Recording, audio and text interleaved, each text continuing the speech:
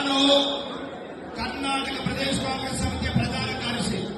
ನನ್ನ ಹುದ್ದೆಗೆ ನಾನು ರಾಜೀನಾಮೆ ಕೊಟ್ಟಿದ್ದೇನೆ.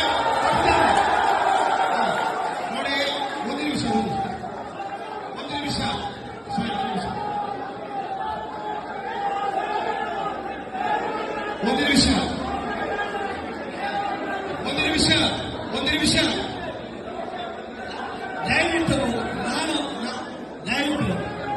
ದಯವಿಟ್ಟು ಯಾರು ಬೇಡಬೇಡಿ.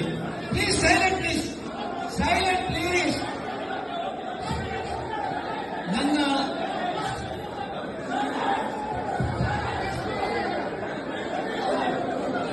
ದಯವಿಟ್ಟು ಎಲ್ಲರೂ ಸೈಲೆಂಟ್ ಆಗಿದ್ರೆ ನನ್ನ ಗೋಚರ ಮಾಡ್ತಾರೆ.